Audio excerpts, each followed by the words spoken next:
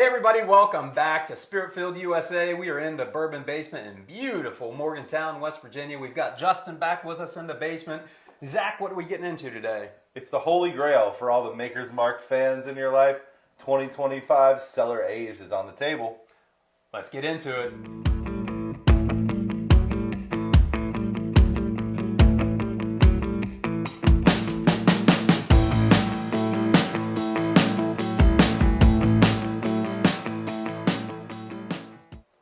Friends, welcome back to Spirit-Filled USA, the whiskey podcast that's not a podcast at all. Well, we're bringing some fun bottles to you, and today it's the 2025 version of Maker's Mark Cellar Aged.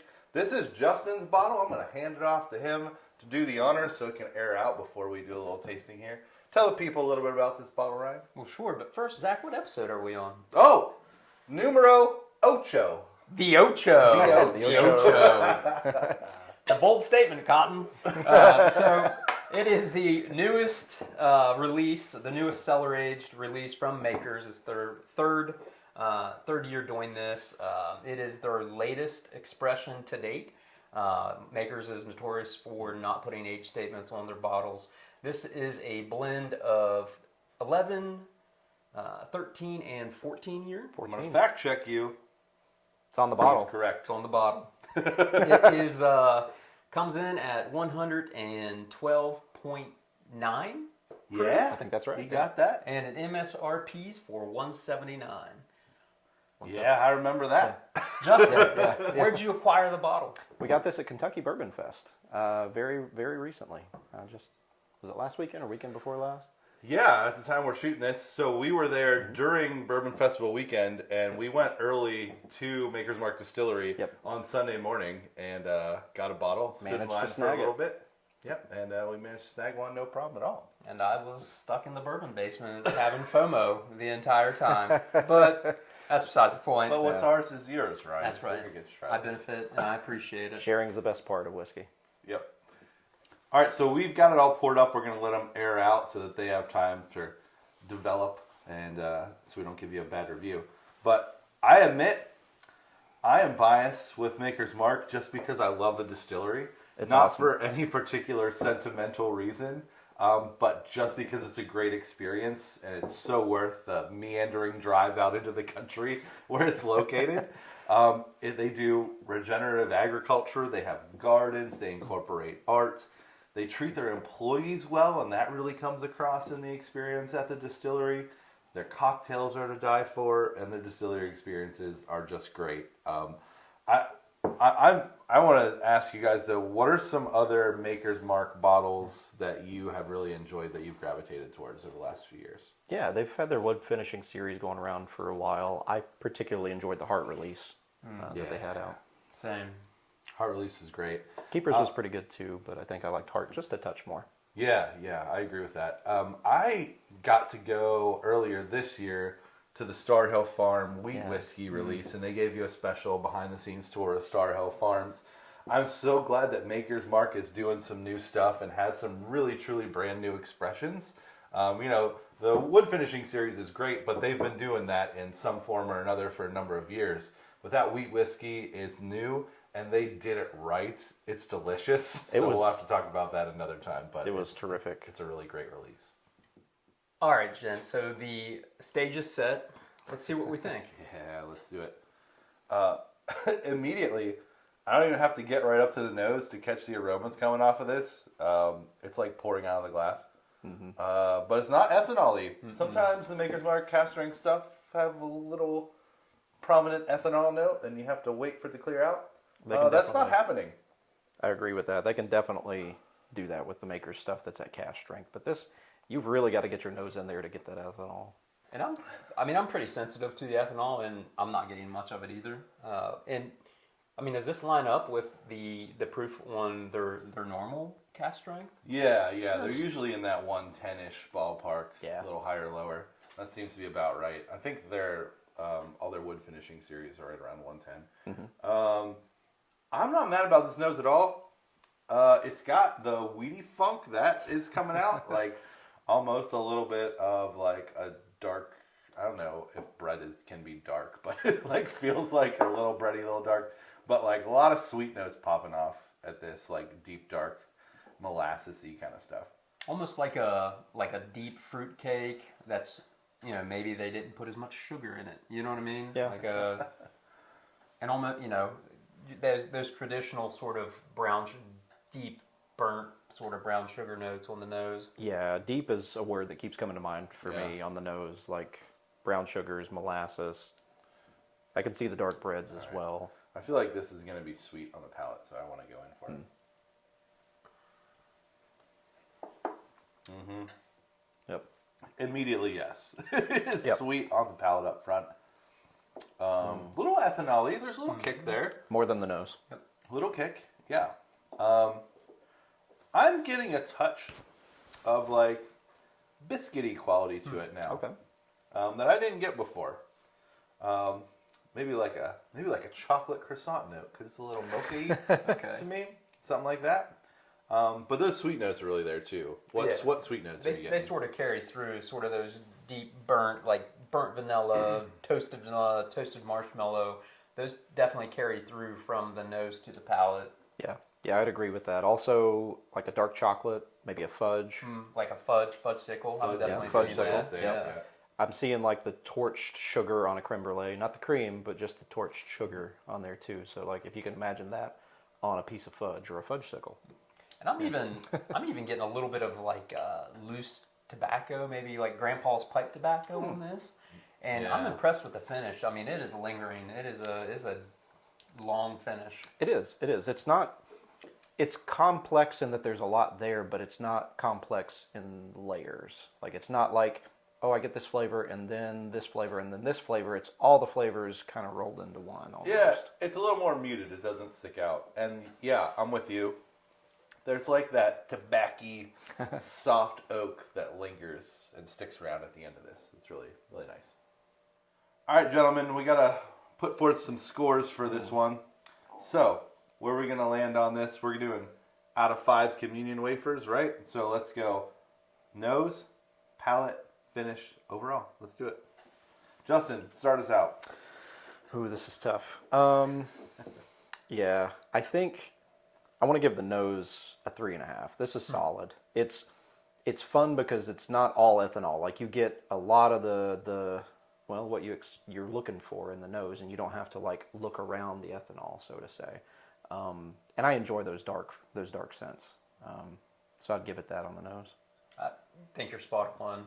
At 3.5, a plus for me is that you don't get that ethanol on the nose, and you get those deep, rich sugar notes. So I'm at a 3.5. I am at 3.5 too. That was my initial thought. I swear, before you guys said it, I was at 3.5. It's a strength for me. A lot of the good stuff going on. How about for the palate? The palate, I might be off on here, but I want to give this one a 4. I really love the flavors that this brings. It's not super layered or it's an extensive palate. There's a lot there, but it's not like one thing and then the other, like I said before. But what's there, I really enjoy in a whiskey, and yeah, I also enjoy Maker's Mark. If we were giving 3.75s, that's where I'd be at. Yeah. But I think I'm closer to a 3.5. Sure. On the palate on this. Yeah, I'm totally with you. I'm at a 3.5. I don't think the palate is better than the nose, so that's why I'm sticking right there. I wish I could pick out more distinct flavors. Okay, finish. This might be a strength. A strength for you? For me, finish? yeah. Yeah. I'm going to 4 on the finish, the highest of the 3 scores. I like the soft oak that sticks around on it. I'm happy with that. Yep, I'm right there with you, Zach. It's a 4 for me. I mean, it sticks around, as was mentioned. It's not complex. It's not a complex finish. It's not a complex palate. But it's just like soft and lingering, and it's enjoyable. So definitely a 4. Yeah, I think I'd agree then with the 4 on the finish. If I had to say I like the palate or the finish more, I would probably pick the palate, but just barely. Barely. Okay, so as I just had that, there's almost like a little like that soft oak and almost like the tiniest little sour note on the end of it too. But I enjoy it. Yeah, I just got that. That's what we were sipping at right there. But I'm gonna stick where we're at. So overall, where are you gonna go overall? Justin, start us off. I gotta go 4. I really enjoy this. Man, it's I want to go 4. I said some eggs. I want to go 4, but I can't because I gave it 2 3.5s. So I'm at 3.5. Mathematically, sure. So, hear my prayer on this one. We factor in costs on our overall. I think I'm going to do a 3 overall. Okay. Well, okay. And that's because this bottle is $180. And I know that's not crazy by modern LE standards, but if I'm paying that much for a bottle, I feel like I want more. Sure. It's because it's muted and the palette is mixed together a little bit and I can't pull out a lot of exacts. There's some really good things about it, right? But like, I'm not sure it quite lives up to the hype that is surrounding the bottle. Maybe it'll open up and those will come out because that tends to happen with these Cellar Ages, but that's where I'm at. I'm going to factor in the price and put it at a 3 on the overall, even though I ranked every piece of it higher than that. That's a fair perspective. Yeah. That's a fair perspective. Yeah. I mean, I wasn't. Great point, Zach. I It wasn't doesn't blow factoring me in away. price, It right? doesn't blow me away. Same. And so, so overall, I think we're at what? Probably a 3.5. I think so. I think, yeah, I right think in that so. ballpark. Yeah, that sounds right. Yeah, it's hard to come by. It's a lot of money. A lot of things are, but I don't know. These are definitely unique for sure coming out of Makers. All right, y'all. Great review on this bottle. Good stuff. But in the words of Samuel L. Jackson in the original Jurassic Park, hold on to your butts, because I got an idea. I brought along a surprise. Oh man, I brought along the 2024 release. no kidding. Nice. I feel like we really need a comparison. I remembered liking it a lot more, and I feel like the only way to know if that's for sure is to try them side by side and see what the difference is. Because I feel like 2024 was a really polarizing release. Like, some people really loved it. Some people were not about it. Immediately, this is a higher proof. So this is 119 as opposed to what? Like 112 on that one? And the ratio of the higher age stuff is flipped on this. So where the 2025 is like 3/4 of the 11 year, which is the youngest in the blend. This one has 85% of a 13 year from last year. So that is by far the predominant whiskey in this blend is the 13 year. So we got to give this a go and see what the contrast is on these bottles. Because I remember it being a lot. Like, I remember them very differently. Sorry. Go ahead. Sorry, Justin. No, all good. I was going to say immediately the nose is a standout difference from the 2025. It's a lot lighter. It's brighter. Mm-hmm. It's almost herbal. Herbal, floral, Yeah. more fruit forward. Mm-hmm. You don't It's get more those delicate. dark. Yeah, It's you not don't get as punchy. those dark, sugary. I almost prefer the nose on the 2025. And I will say that you get a little more ethanol on the nose. On this, I don't know if it's just the seven points higher on the proof. But It Oh! might be. It's so different Is on it? the palate. I'm sorry. I don't mean to. No, I don't mean to interject and the nose is surprising enough that it's different. change your opinion, but it's wildly different on the palate. Wildly different. There's so much more fruit. Yeah. Fruit is definitely at the forefront of this one. It's not deep. It's not as dark. I mean, it's still kind of there. Like some of that oak age is in here, but man, what a difference. Yeah, there's like baking spice on this that wasn't there on the other one. It's still sweet, but not in those like deep, rich tones. It's more like pear, apple, vanilla, like those kinds of things are sticking out. like a light caramel apple. Yeah. And more oak forward than the 2025. Yeah. Okay, I got a really specific note. Biscoff. It's like Biscoff, a Biscoff okay. biscuit. I could see Like that little bit of light, like a little bit of a toasted sugar, but like a little lighter on the cookie. maybe you've got kind of an apple, pear, fruit, Biscoff charcuterie board going on here a little bit. This is even more different than I remembered or expected. The variation is wild between these two releases. I couldn't Are you agree more. experiencing it the same way Yes. as I am? Because Yeah, it's wildly different. It makes me wonder how the 23 is. I haven't gotten to try the 23, but just having these side by side, it's so different. The 24 is light, it's bright, it's fruit forward, apple pear. 25 was deep, dark, brown sugar, burnt sugar, fudge. All right, boys. Moment of truth. What do you prefer? you're standing at the pearly gates, and Peter's like, you got to pick one, 2024 or 2025. You're getting in either way, okay? But you got to give an honest answer. Gotta What do you pick think? one. One of you guys have to go first. I can't decide. I'll go first. So the 2024 to me, a little more ethanol in the finish, more oaky.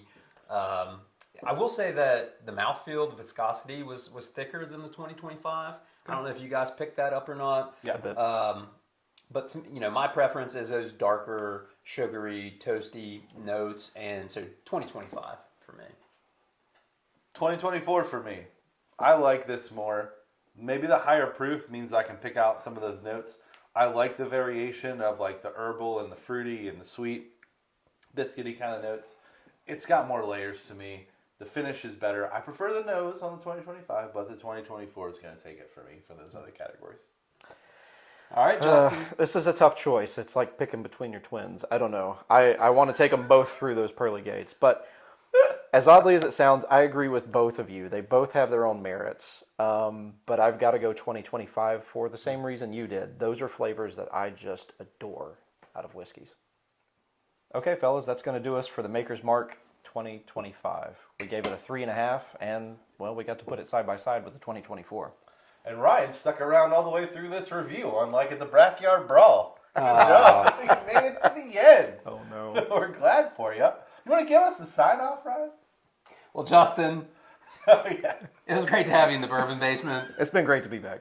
And until we gather again, We'll be with you in spirit. cheers. Cheers.